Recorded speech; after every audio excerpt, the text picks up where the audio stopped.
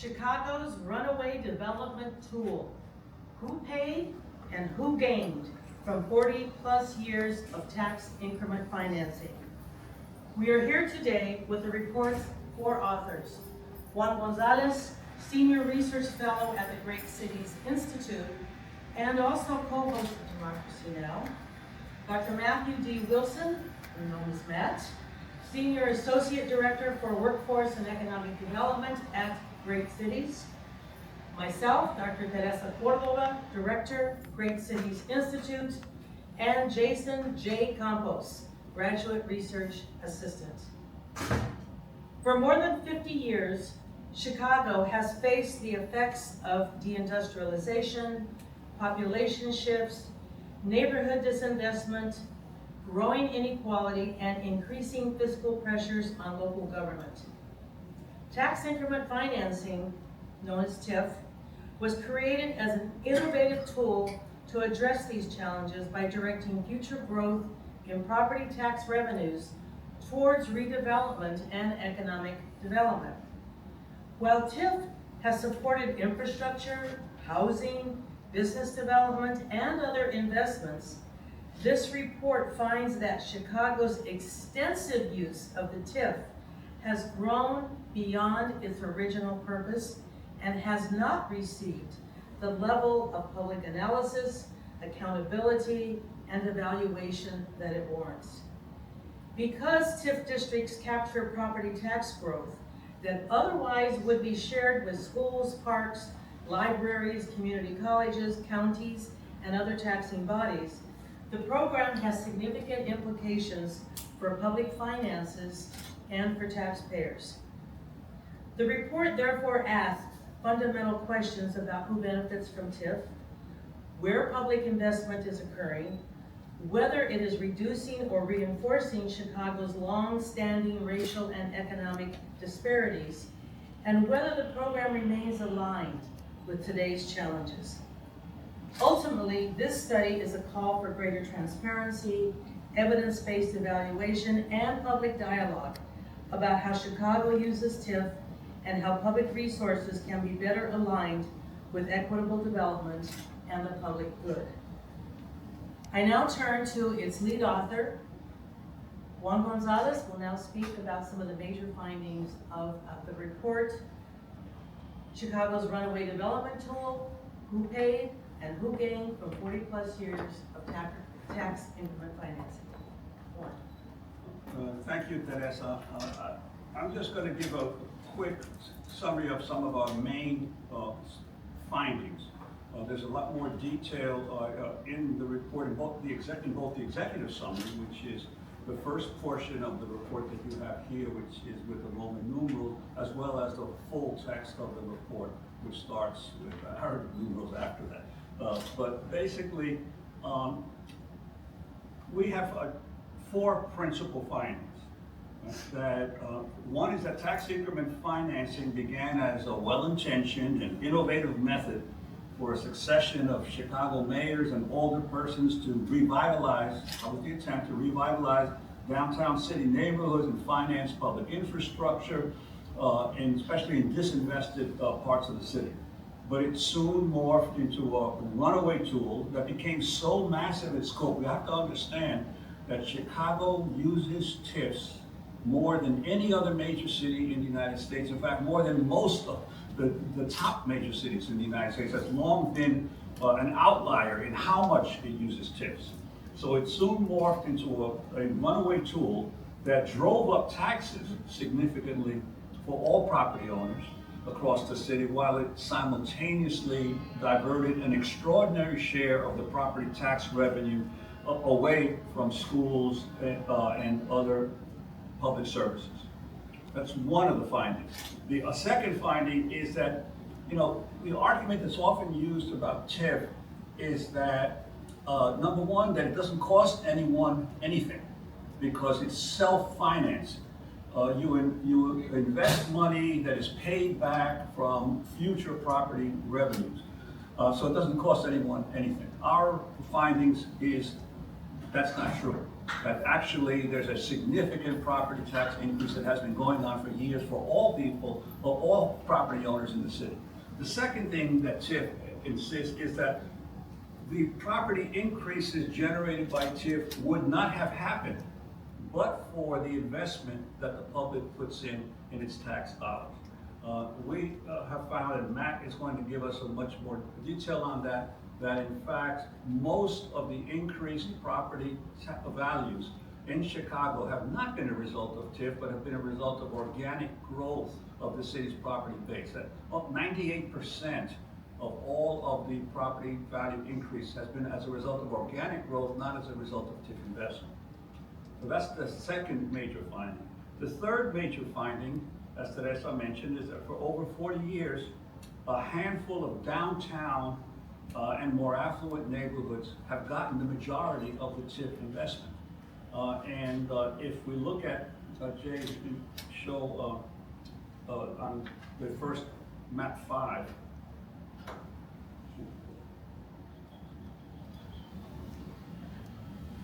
you can see that, it's further up on the page, there you go.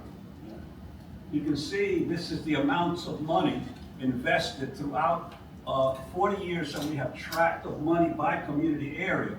And you see the biggest circles and the darkest circles are all in downtown areas. They have received most of the TIF money for the last 40 years. And that this concentration of benefits in the downtown area is hard to reconcile with the stated purpose of TIF, which is to prioritize blighted areas or underperforming areas. Therefore, the program, instead of reducing historic economic inequality, has actually exacerbated. And this all happened without much public accountability or information to the public about what was happening with TIF. And we also looked at what has happened under the current mayor, Mayor Brandon Johnson, because every mayor has had different TIF policies. And if you look at the history report that we do, we show what happened under Mayor Daley, what happened under Mayor Emanuel, what happened under Mayor Lightfoot, and what happened under Mayor Johnson. And each of them had different policies that affected TIF in one way or another. We conclude that Mayor Johnson has had some positive reforms of TIF in the last few years, that reforms that were long overdue, but that he has yet to achieve significant control over the structural problems of TIF, and that there's much more work to be done in terms of the structural problems with TIF. The other thing, for instance, is that Mayor Johnson is still spending too much money downtown. There's something called Reimagine LaSalle, which is a $322 million project to take 6 office buildings downtown that are largely vacant and repurpose them for residential housing. About 30% of that housing will be, the city says, affordable. The problem is that all the apartments that the quote affordable apartments that they're building downtown are studio apartments or 1-bedroom apartments. So 86% of all the affordable apartments are studios and 1-bedrooms. Working class families in Chicago do not need studio apartments, and they do not need 1-bedroom apartments. They need 2- and 3-bedroom apartments. So these apartments are not being built for the working class. They're being built basically for young professionals, to be able to live downtown. So there's a problem, and that $322 million is almost as much money as Mayor Johnson is expending in his entire housing and economic development bond money. That's why I say the structural problems remain with TIF, even though there's many positive things that Johnson has done that past mayors have not accomplished. So I want to also, we look at how this disinvestment has occurred in particular neighborhoods. You go, Jay, to page 31. of the report. And I point this out to you because I know it's a big report, and especially in the press. I know as a longtime journalist, reporters don't like to read very long and detailed studies. So I'm trying to do the greatest hits here. And if you go to this section, section 3 of the report, TIF diversions and expenditures by taxing body. And you will see that we got this as a Freedom of Information request to the county treasurer. We asked them to give us all the taxes paid by all the property owners by year for the past 5 years in specific TIF districts, the wealthiest TIF districts. And then we broke that up into how much money has gone from those property taxes to the TIF fund for development, how much has gone to the Board of Education of the public schools, and how much has gone to the city, the corporate fund of the city, which pays for police, fire, health services, business, all the corporate fund of the city that funds the city projects. So for instance, if you look at the Kinsey Industrial Conservation TIF, which is about 1,000 acres, 1,000 buildings in several hundred acres of land in Chicago. That's the third one there. Kinsey paid $160 million. All the property owners in Kinsey paid $160 million in taxes to the city. This is last year, as of last year. Of that money, $150 million, 94%, went to the TIF for infrastructure development. Only $5 million went to the public schools. All the 1,000 buildings in that neighborhood only pay $5 million to the public schools, which is about 4%, and only $2 million to the city of Chicago for city services. So all the property owners in that area paid virtually nothing into public schools and into the city. They paid almost all of their money into the TIF. And we go through every one of these major districts. So that's a problem in terms of how the money is allocated, how much TIF is draining from the overall tax base of the city. So Which means that other people in other neighborhoods have to subsidize them. Right, so that the schools, to make up for the money they're losing, have to raise taxes to everyone else in the city. So everyone else is paying for the money that is not being paid for by the people, by the property owners in these neighborhoods. I'm going to leave it there, turn it over to Matt Wilson, who's done an extraordinary job with the most, I think, path-breaking research that we've done, which is exactly this issue of is TIF raising taxes? And two is have property values increase as a result of TIF? Thanks, Ron. So I'm going to briefly discuss 2 findings from section 2 of the report, which looks at where the money that funds TIF actually comes from. So it's been stated already, but I think it's worth stating again. The basic idea behind TIF is that when a district is created, the property tax base that supports the schools, parks, the city, other public services is frozen at its starting level.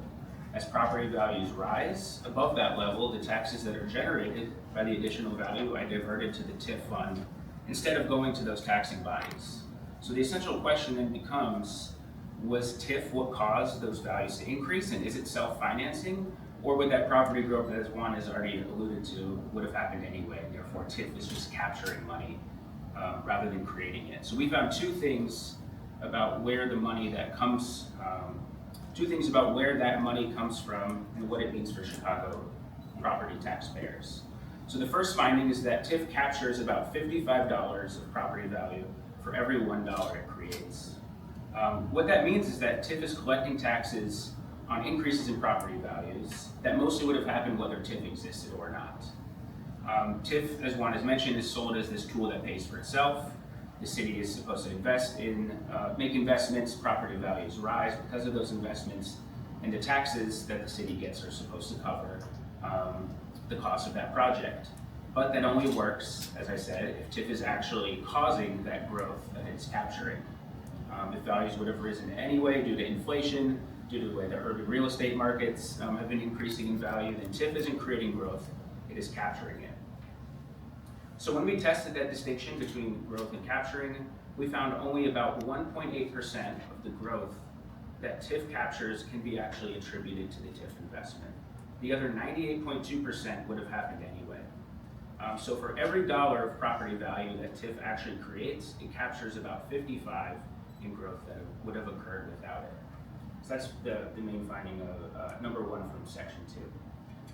The second is that because TIF captures growth that it didn't create, it makes property taxes higher for everyone in Chicago. So this is every taxpayer, whether you live inside of the TIF or not. One particularly interesting example in section 2 is Pilsen, particularly the Pilsen Industrial Corridor TIF, which was created in 1998. When it was created, the frozen property values were worth about $111 million.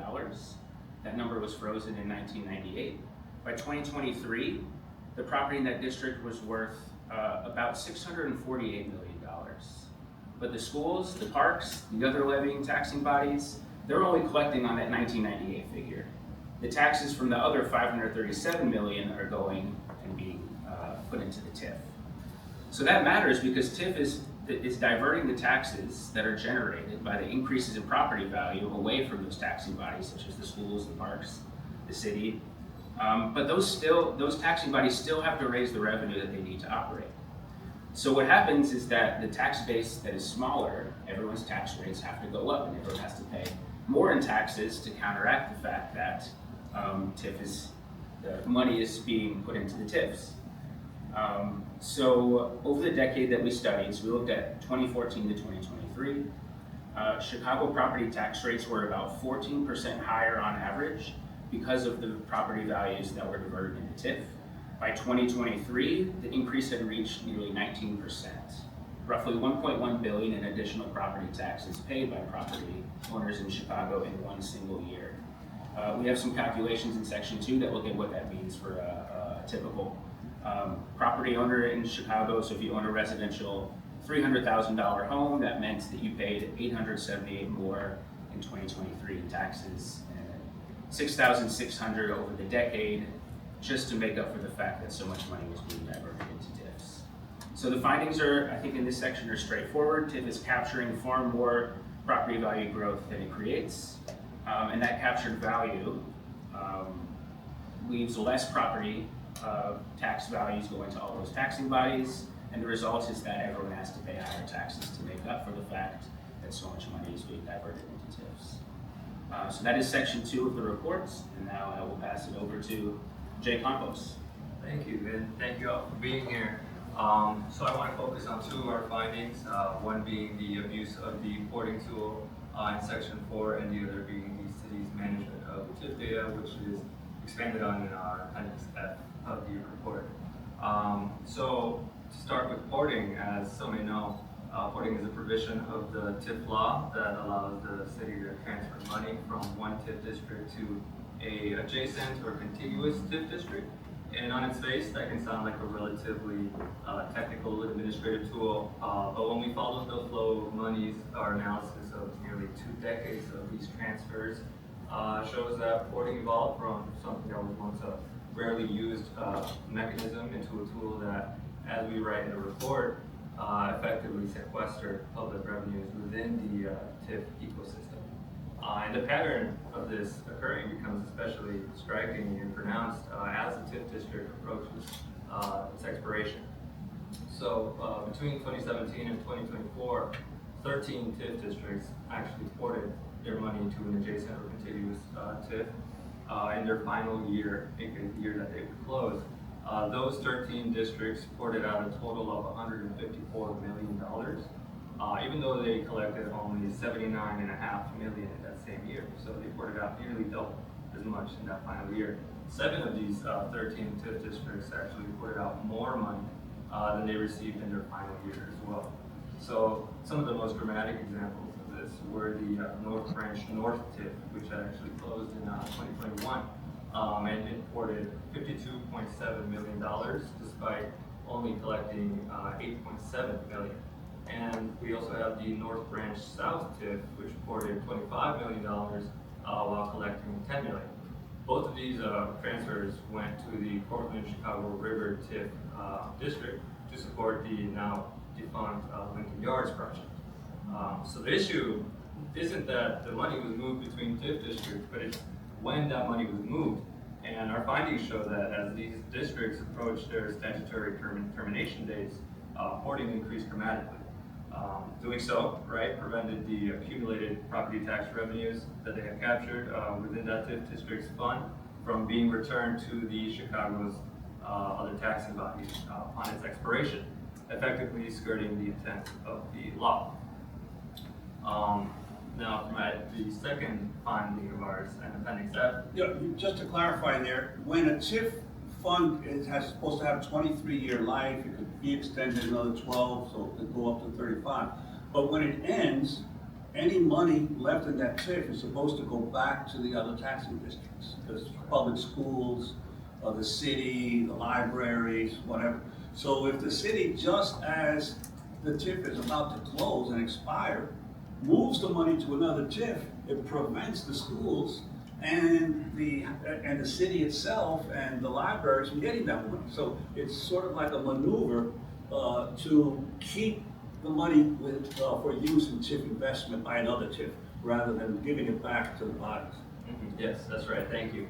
And so as for the city's management of their TIF data itself, we documented in Appendix F the data that we had to use to conduct all of this research. And so we found that the Chicago City Data Portal has 224 separate TIF data sets. And you might be thinking, well, having 224 data sets would make Chicago likely one of the most transparent cities in the country. When it comes to TIF, since it's also the biggest user, but unfortunately a significant number of those data sets were only TIF balance sheets covering a single year, being 2009. Another large group of these 224 data sets consisted of 5-year projections of their spending and revenues, but it didn't contain any information on what was actually spent. So after reviewing all of that material, we determined that only 7 of the 224 data sets were useful for constructing this comprehensive picture of the TIF program over long periods of time. And even those 7 data sets that we had found had major information gaps, inconsistent data, missing project expenses, and in some cases, entire missing years. So that meant we couldn't just simply download a city database and analyze it.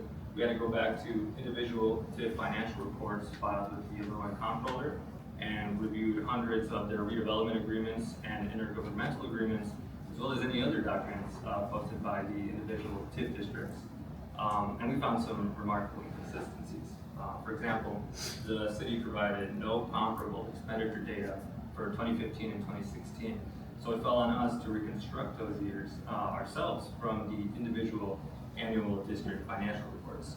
The city's primary project database, which contains data from the redevelopment agreements and intergovernmental agreements, also omitted a significant number of projects, including most of the 19 school construction projects that was funded through the Modern Schools Across Chicago funds. Another city database contained 642 infrastructure projects that weren't included in the aforementioned redevelopment agreement and IGA intergovernmental agreement data set.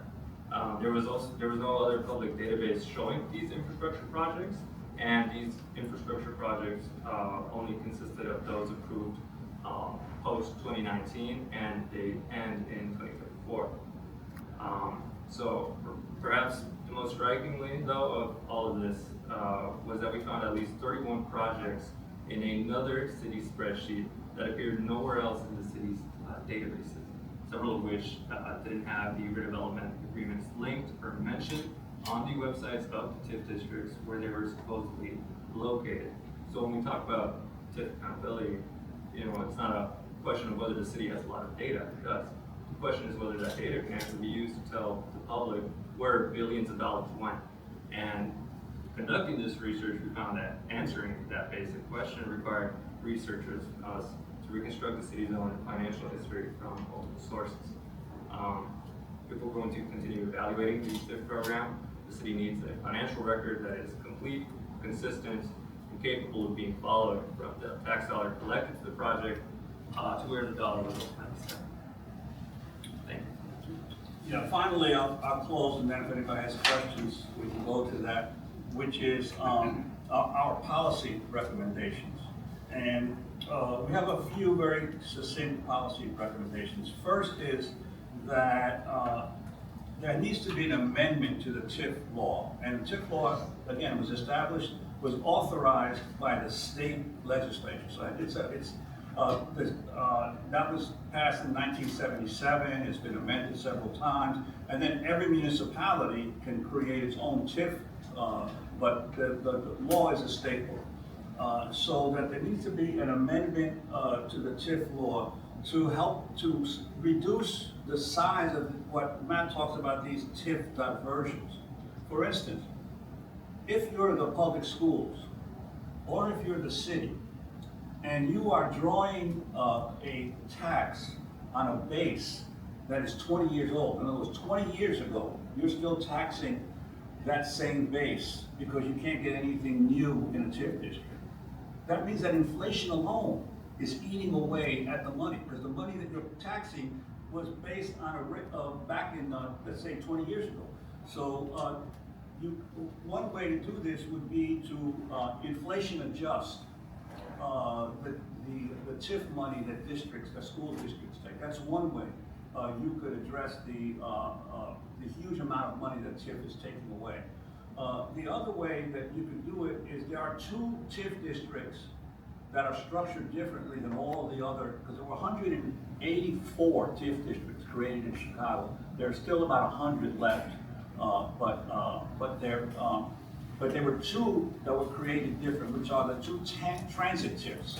The red-purple line modernization and the red line extension.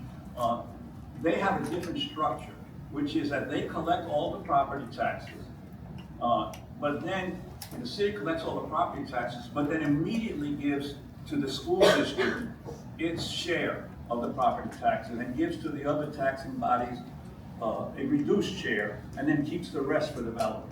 So that means that the transit TIFs and the transit TIFs are growing rapidly, because property around the transit station is worth a lot of money.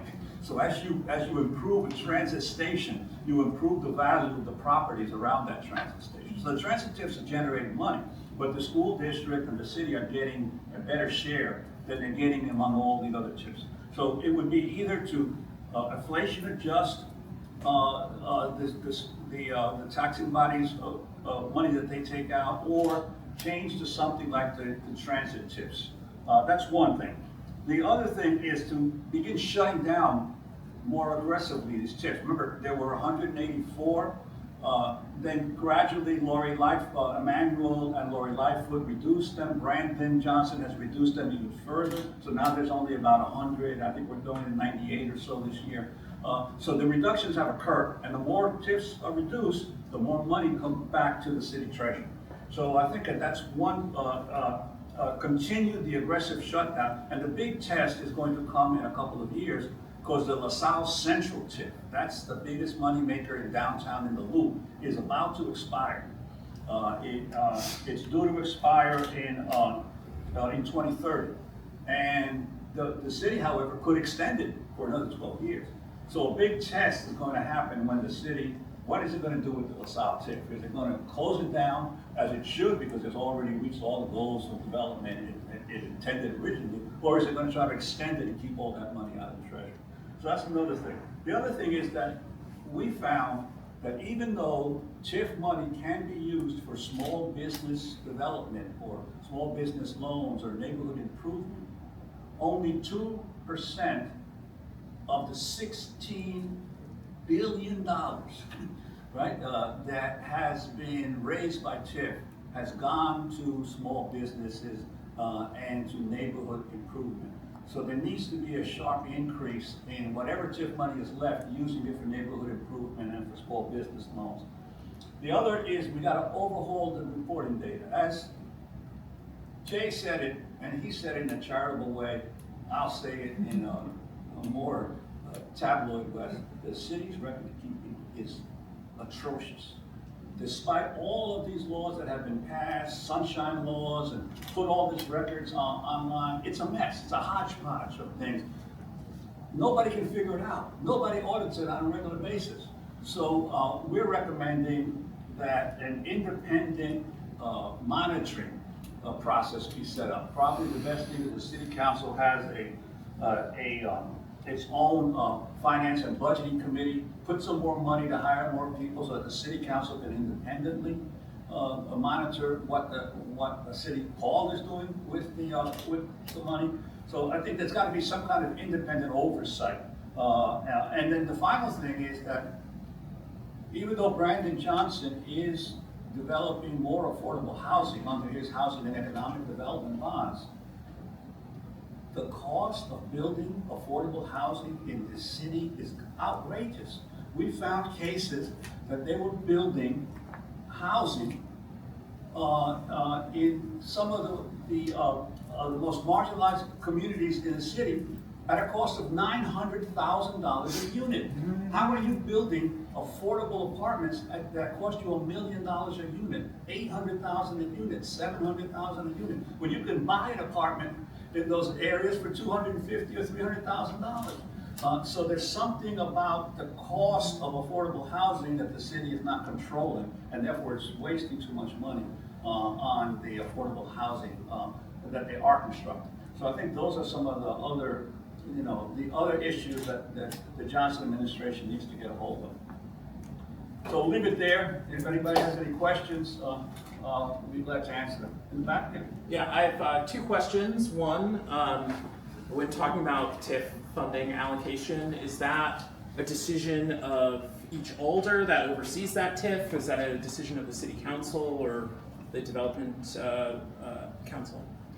Well, generally speaking, the alders are consulted for the projects in their district. However, the alders are not consulted by the city on the overall program, on what are the goals and priorities of the overall program. So basically, historically, the city has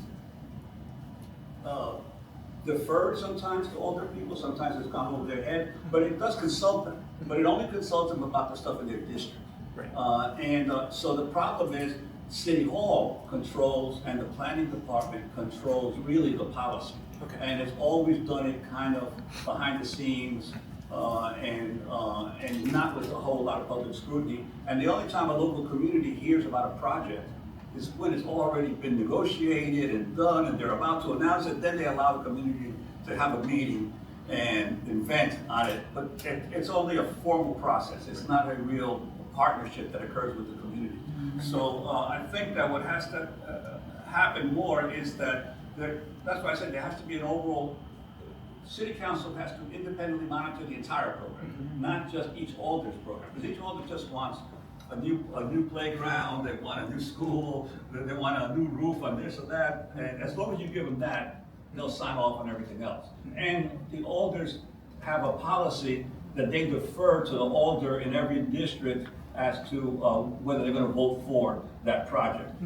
So the system is set up really to not allow a real overall democratic discussion of where's the program going. And we're talking about $16 billion that has gone into TIFs that has been raised by TIFs since the program began. We're not talking about chump change here. We're talking about a lot of money. Yeah. And I think this focus on the democratic process is what we're calling for. Because there is so much at stake and because of the ramifications not only for individual taxpayers, but for the city coffers and other taxing bodies' coffers as a whole. And so our interest really in part of doing this report was to really bring attention to the need to think much more comprehensively and much more in terms of the public good for the use of this economic development tool. And a second sort of goal that we were trying to do here, because tax increment financing, as you can see, we did a very comprehensive analysis because it is so complex. We also wanted to break it down in a way that the public can also be participants in this conversation. So that it's not an antagonistic conversation, it's one that we all come together and say, what is in the best interest of the public good? Who applies for the TIF in the district? Is there a certain group of people who applies for it? Or does it just come naturally in their community when you're trying to, you know, rejuvenate the community or revitalize the community? Who says, okay, we need some TIF money? Because you don't have to refund it. You have to, I think if we had to give some of it back, we might be a little more careful about what we did with it. Well, generally speaking, most TIF projects are a result of a developer, you know, wanting to do a project. The developer goes to the planning department and to City Hall, and they begin the process of negotiation. By the time the community is involved, it's very rare that there's a community. Now, there are some churches and there are some nonprofits that have built affordable housing, and more so under Lori Lightfoot and then under Brandon Johnson than previously. There's been an increase in more nonprofits, especially in terms of housing, building projects. The problem is that just because a project is sponsored by a church or is sponsored by some community nonprofit, it doesn't mean it's a nonprofit project. There's all kinds of people, for-profit people, that are making money off that project. Not only the construction company, the architects, the people who arrange the bond financing. So it says it's a nonprofit project, but there's a lot of people making money off those projects, and that's where the explosion in costs goes. So sometimes a lot of these nonprofit companies, they just want to get the housing done. And as long as they can find public money to do it, they'll do it, but no one's asking, hey, that's too much money. That's too much money, can't you cut those costs? You know, what are you doing to cut those costs? So I think that's the problem there. But generally speaking, most projects start because some developer wants financing for a particular project. Yeah, this is a question for Dr. Wilson. Could you, and then I have one for Mr. Gonzalez as well. Could you clarify what you meant by the, for every $55 in growth that a TIF district draws in, they capture $1? And then a question about the state legislature, which created TIF financing originally. How aware are state legislators about this problem, about what you all have covered? Yeah, so the research design that we have, it's looks at when you have increases that are occurring to property values. So we have property values increase over time in Chicago. When we think about the life of a TIF, we have a tremendous amount of growth in property values. We do a spatial design, quasi-experimental design that locates each TIF project, and it sees within distance thresholds how much property values increased close to the project compared to a little bit further away. And then we compare the difference. So we have sort of this control group of properties that have also grown and experienced growth that were a little bit further away. So we, through this research design, we're able to sort of decouple what is growth that's just happening in the market versus what is growth that we can attribute to the TIF project itself. And through that, that's where we get the ratio of 98.2% of the growth would have occurred anyway, and 1.8 is we attribute to the TIF because the property values are increasing. You can think of it as, you know, sometimes the types of projects that TIF funds, it's not always clear how it would lead to increases in property values. And for those, it's obvious that TIF could never be self-financing, but I think as Juan mentioned, the red line extension, that's going to have increases in property values. I think one other point that I want to make about some of the analysis in the second section is we do what I would call stress testing, which is if we actually assigned greater amounts of growth beyond the 1.8% to TIF projects, which we don't believe is true, but let's say we have different scenarios where it's upwards of 5%. We look at residential properties, commercial properties, and industrial properties. Even under those like implausibly sort of pro-TIF property growth scenarios, that ratio doesn't change much. So it's more of it's sort of structural factors of how TIF is structured that's leading to this creation to capture ratio. And you were asking a question about to what degree are legislators Aware of, you know, how this is Well, as someone who spent many, many years covering city government as a journalist, I have to tell you that at the city council level or at the state legislative level, very few elected officials have enough staff to be able to follow the details of the laws that they pass. In other words, they don't have the staff to be able to keep up with this stuff and monitor it sufficiently. They usually depend on interest groups, lobbyists, and others to help them write the laws, to decide what to go, what to focus on. So unfortunately, the level of understanding of our elected officials in terms of the impact of the laws that they pass is remarkably low.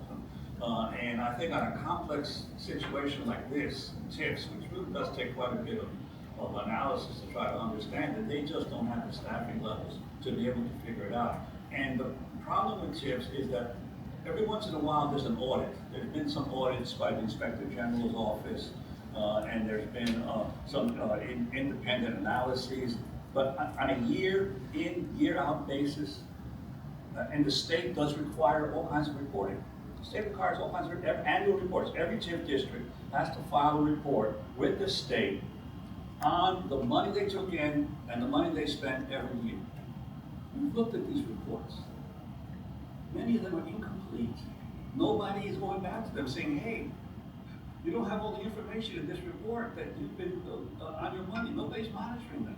So I learned long ago that government is so big that even the people in government can't keep track of all the stuff they're doing. And so I think that that's the problem. There is no independent year in, year out monitoring of one of the biggest economic development tools in Chicago's history. And Chicago's not alone. There are TIFs all over Cook County, all over Illinois. It's just that Chicago has so many of them. But they're in every little town throughout all these counties, there are TIF districts. They're not as many proportionally as there are in Chicago, but they're still there. So it's just that the elected officials aren't paying sufficient attention to what is actually happening. Thus, the purpose of our report, and we think the value of our report, because we have spent over a year working on this report very, very concertedly and studying it. And so this is something that we do at the Great Cities Institute, is provide this kind of analysis, this kind of service, thus pointing to the value of trying to push for the notion of data and research-informed policy. As each TIF district comes to a close, there's sort of two options for the manufacturers, right? Either return to the taxing body or forward over to another TIF. Do you guys have a comparison of those $2 amounts, like how much actually gets sent back to the taxing bodies over the life of these TIFs versus how much gets? Yes, there's been, of the $16 billion that was raised, about $4.6 billion has been returned to the taxing bodies by the closing of TIFs. Of that $4.6 billion, nearly half of it has come in the last 3 years under Brandon Johnson, right? All the other years before that, and that's some of the criticism that you're hearing against Mayor Johnson now from the Civic Federation, from State Controller Susana Mendoza, and there's others. They're saying, why is the mayor raiding the TIF funds to give it back to the schools and the city to waste on it? And we say, you shouldn't be asking, why is the mayor taking that money out of the TIF funds, which he's supposed to, because the law says on an annual basis, you must determine the surplus in every TIF district and take it back to the taxing district, right? It's not, why is he taking so much money? The question should be, why has so much money accumulated in these TIF funds that the city is not even spending? It's while the school system and the city every year can't figure out how to get enough money to meet their needs, the TIF districts are flush with cash. They're filled with cash that they're not even spending. I think it's $3.4 billion at the end of 2024 was in the TIF accounts. So how are you collecting all this money when the other people who are getting their revenues from the same property tax don't have any money, right? So there's something structurally wrong with the way it's been created up until now. That says a lot when there's so many, there's so much need for affordable housing and housing, just period. You know, you go on the street corners and you see homeless people, and you got money laying around that you're not even doing anything with. Personally, I think because you said they're understaffed, so nobody kind of follows where the money goes. Why can't the TIF money be spent like the participatory budget money? Why can't the community decide we need this, we need that, and the alderman gets involved? Because if you got money laying around, there shouldn't be a lot of homeless people or a lot of affordable housing. In my community now, there's not a lot of vacant lots anymore. They're building them up. I can't afford $330,000 two-bedroom condominium, but you say it's affordable in our black community. Right. I don't get what's affordable anymore. Right, absolutely. And But you're gentrifying the community. I don't have a problem with the gentrification. I have a problem with the affordability. Right. Yeah, well, that's hopefully what we'll, get some light on here, because, yeah, it's a continuing problem that there's so much money building up. Yeah. The problem is, it's building up in the separate TIF district accounts. So the South Central, the downtown loop, has huge amounts of money. Pilsen, because Pilsen has been so gentrified and has had so much increase in property values, Pilsen was sitting on a lot of money. It wasn't being used in the Pilsen community.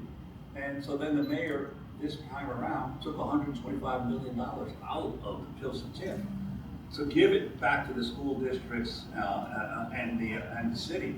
But why was Pilsen accumulating all this money while the Pilsen community has all this need? But some of the other districts, like Kinsey, where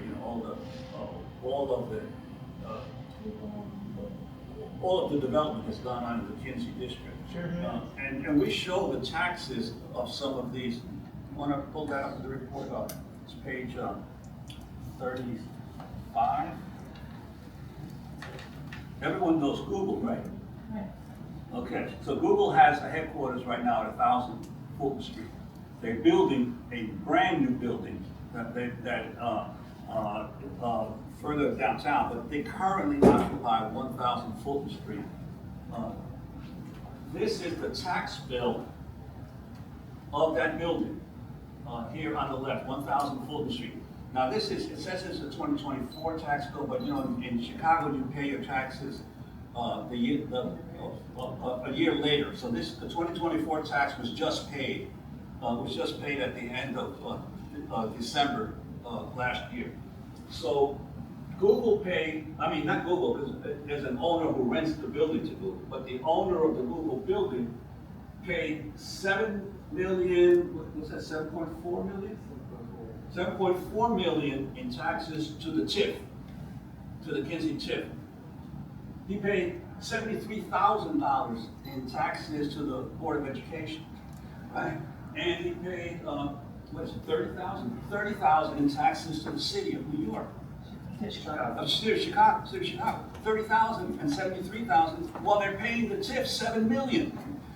That's one building. And over here is the BMO building. That's a 50-story brand new building that was built at Canal Congress in 2022. The BMO building paid $14 million last year in taxes to the Canal Congress TIF. Every other taxing body got zero. The Board of Education got zero, the City of Chicago got zero, all these others got zero, and the TIF got $14 million from one building. That's what you have to understand, and you add by hundreds of buildings, and suddenly there's a problem. There's a problem that the regular taxing districts, the schools, the parks, the libraries, are not getting enough money, so they gotta raise taxes for everyone else. That's the essential problem. Yeah. You all come from, some people from Chicago and worked in different places, policy backgrounds, government backgrounds. I'm curious, in doing the study as a team, from each of you, what was the most surprising thing that you learned about TIF? I can start. For me, it was just the inconsistencies in the Chicago data portal. To actually construct from scratch our own data sets from 2 years required us to look at each individual annual TIF report of those 2 years, right? So there was, I believe, 2015, definitely over 120 TIFs. I'm not sure quite how much, right? But we had to do that for both those years, 2015 and 2016, and extract from their revenues, their expenditures, their commitments, what they paid into the SBIF, NIF, what they paid for city administration, and other financing fees, right?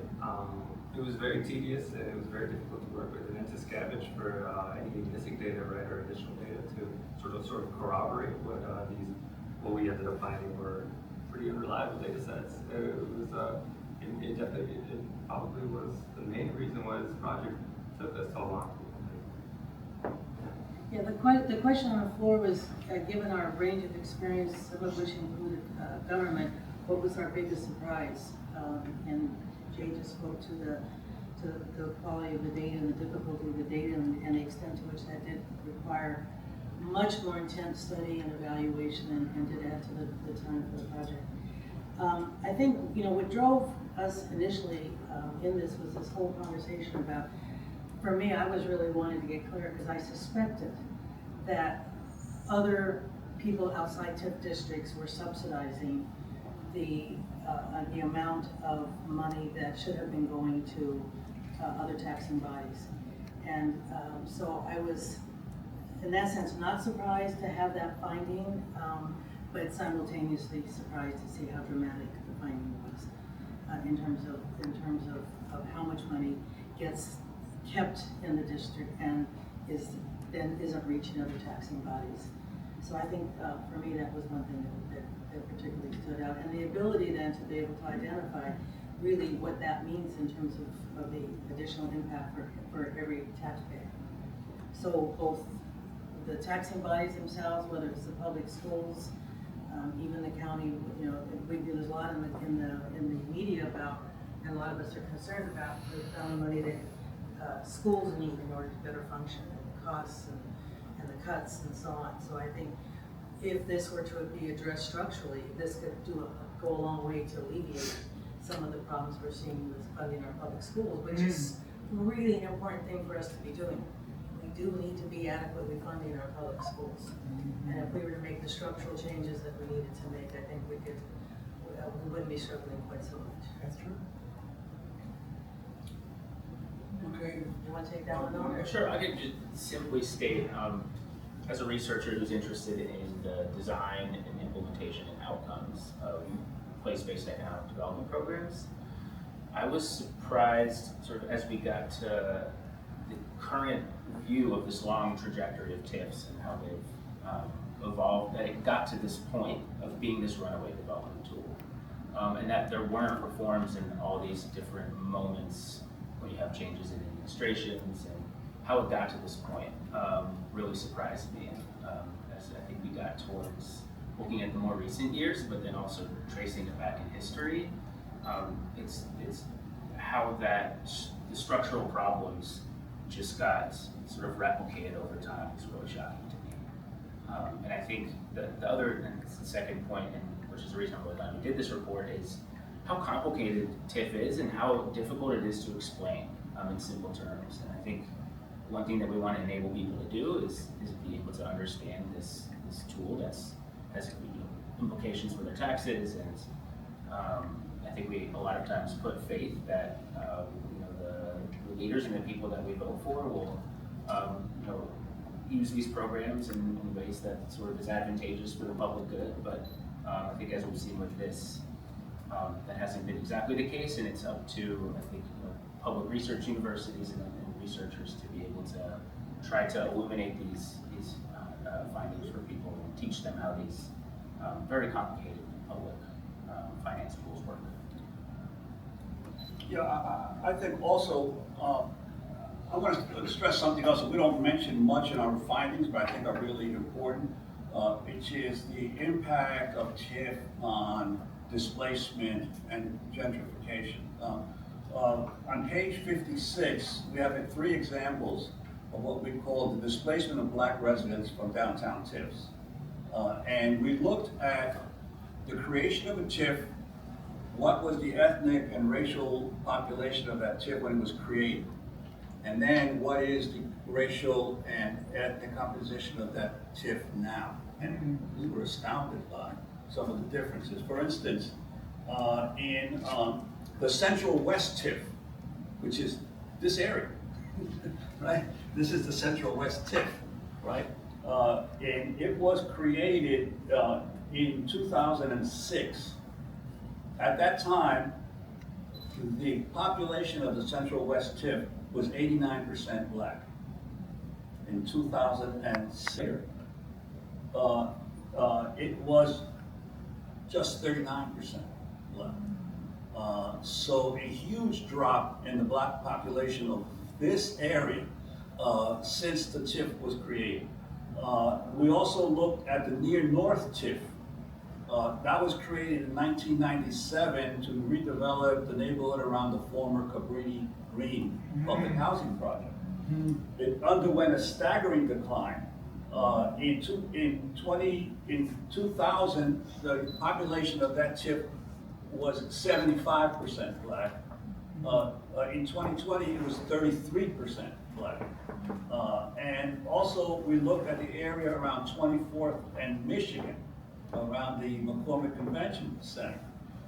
In 2020, the black percentage of that district, in 2000 it was 88% black, and in 2020 it's 48% black.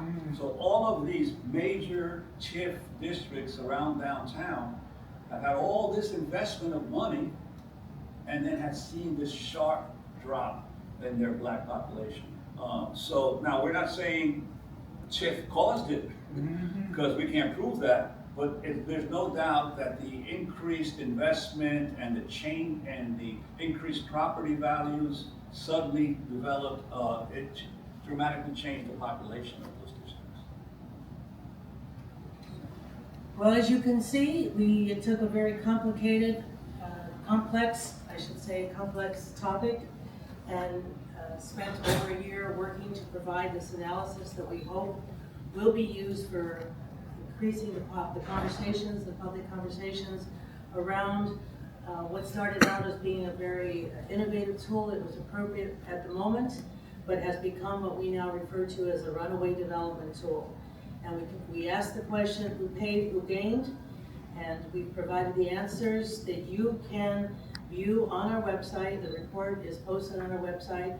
If you would like a hard copy of the report, you can contact us here at Great Cities Institute, come by and pick one up.